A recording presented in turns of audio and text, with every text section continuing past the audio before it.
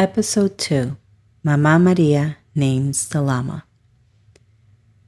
In the heart of a mountainous valley, where the sun caressed the peaks with golden light and the river sang lullabies, is where Canti lived. Canti had eyes like the enormous trees that guided his path, and a heart full of adventure. One crisp morning, while exploring the verdant valley beneath the towering mountains, Canti met the same creature he had encountered on his walk the previous afternoon.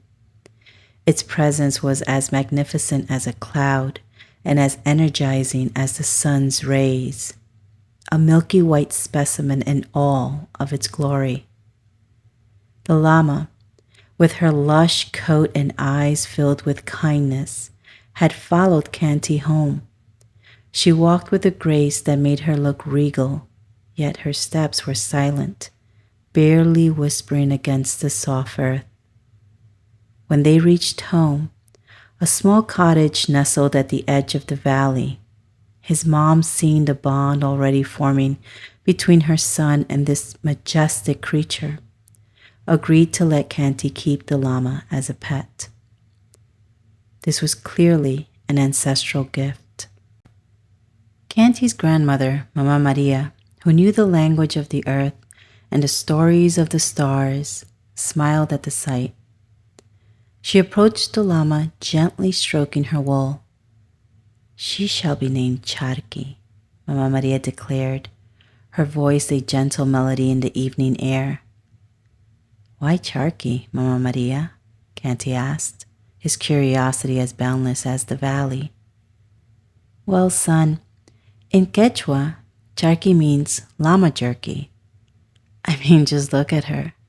Mamá María chuckled. "She's rather thin, and we'll have to fatten her up a bit, but no worries. She will carry the name with the grace of a queen." Canti laughed, and so did the mountains, it seemed. Charqui simply blinked her long lashes as if she approved of her new name. That evening, as the stars began to twinkle like tiny lanterns in the vast sky, Charqui made herself comfortable in the living room. She lay down gently, her long, elegant neck resting on the soft rug as though she were hugging the earth. The room filled with a calm, as if the mountains themselves had entered and brought with them a tranquil silence. Canti sat beside her, whispering stories of the valley and his dreams. Charqui listened, her breaths deep and even, like the ebb and flow of the tides.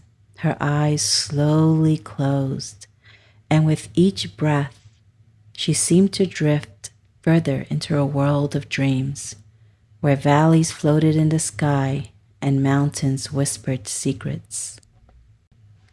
The moon watched over them, casting a gentle glow through the window. The shadows danced softly, and the house was filled with the sound of peaceful slumbering breaths. Canti too felt his eyelids grow heavy. The room became a cocoon of warmth and serenity, lulling him closer to sleep. It was as if Charqui had brought the calm of the high mountains into their humble abode, a magic that whispered, "Rest, for tomorrow is a new adventure." When the morning light crept gently through the curtains, painting the room with the first blush of dawn, Charqui awoke. She stretched gracefully, like the first rays of the sun reaching across the land. Canti, still wrapped in the remnants of dreams, rubbed his eyes and smiled at Charqui. Eager to make his new friend feel at home, Canti offered her a piece of his breakfast toast. Charqui sniffed it politely, but turned her head away. "Mamá María, why doesn't Charqui want to eat toast?" Canti asked, a frown knitting his brow. Mamá María, who was preparing a pot of fragrant tea, smiled. "Charqui is herbivorous, my child," she explained, her voice as warm as the morning sun. "She feeds on grass and plants. Llamas don't eat the food we do." Canty's frown turned into a look of wonder. Ah, she's like a princess from the plant kingdom, he mused aloud. Yes, Mamá María agreed, and just like every creature, she has her own needs and preferences. We must respect them. So Canty and Mamá María spent the day gathering fresh grass and leaves from the valley, making a feast fit for a queen of the mountains. Charky hummed in delight, a sound as soft as the breeze that danced through the valley. Days turned into weeks, and Canty learned the language of the mountains and the songs of the earth. Charky became his guide, leading him through adventures in the lush greenery, teaching him the quiet strength of the hills and the joy of the rushing rivers. And every night, as the stars whispered secrets to the moon, Canty, Charky, and Mamá María shared stories of the day.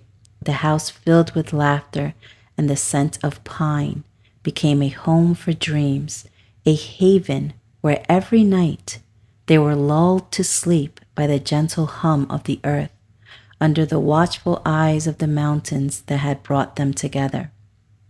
In this valley of dreams, where friendship blossomed like the wildflowers and adventures flowed like the rivers, Canty and Charky grew under the wide, watchful skies.